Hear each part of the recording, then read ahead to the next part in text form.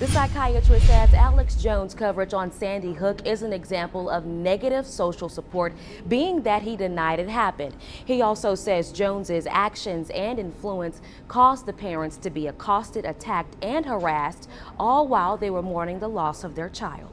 Neil Heslin and Scarlett Lewis's lives were forever changed when their 6-year-old son Jessie Lewis lost his life while trying to save others during the 2012 Sandy Hook shooting. His parents are suing Alex Jones, the InfoWars host who called the shooting a hoax, to make sure no other grieving parent is treated the same way. Neil Heslin had a bullet shot at his home and at his car. They've gotten phone calls with threats. Psychiatrist Roy Lubit testified that Alex Jones and his company, Free Speech Systems LLC, lies about the Sandy Hook shooting are causing the parents immense pain and suffering. He says in the past 10 years, they've become anxious, live in constant fear something bad will happen, and both have characteristics of PTSD. Attorneys representing the parents says this all stems from Jones's narrative that the shooting was staged. They were both healing quite well, and then this new trauma reversed a lot of the healing that had occurred. Alex Jones' attorney Adina Renault cross-examined Lubit about any possible bias he may have as an expert witness. He points that Jones was a political target and Lubit ran for Congress as a Democrat in the same county where Sandy Hook happened. The fact is, you don't like Alex Jones, do you? I don't like what he does. I don't know the person. I think what he does is wrong. Lubit says Jones's words didn't just hurt the parents. It launched an attack on Jessie's memory, claiming he didn't exist.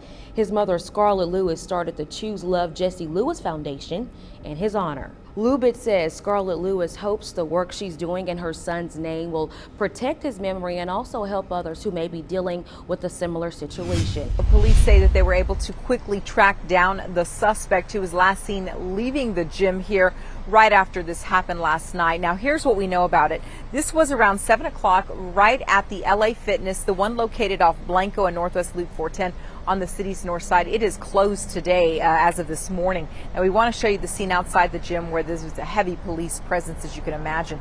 Police tell us that one person was shot and killed while working out inside the gym. Detectives spent several hours speaking to people inside the gym who actually may have witnessed this shooting. Police tell us that this was an isolated, targeted event where the shooter left the gym but was quickly caught after it happened. Police also found the weapon they believe was used in this shooting nearby. Now, the man in custody, we're told, is in his 30s, faces murder charges. It's still unknown the motive behind this shooting. It's a sentence that's becoming all too familiar. We still need a lot of staff members. Staffing shortages continuing to ravage districts around Texas. We hire every day, and so we have resignations every day. Northside ISD Human Resources Director Kittia Johnson says right now they need 250 teachers, 60 bus drivers, 150 custodians, and 100 clerical secretaries. Well, now 103. I have 3 resignations this morning from our clerical staff. COVID has hit the district pretty hard. Edgewood ISD's Mary Cantu says districts are still feeling the effects of the pandemic, though it is going better. I think we're going to be at a very good place overall, comparing our time to where we were at last year. NISD and Edgewood are both hurting for custodians. We can make movements with our custodial staff. They'll shift people around to the different campuses to support wherever we do need the support. Johnson says some campuses that usually have 4 to 5 may only have 1 to 2 to start the school year. Right now, we're all suffering. I think we're all suffering. It's not just, schools, it's everyone.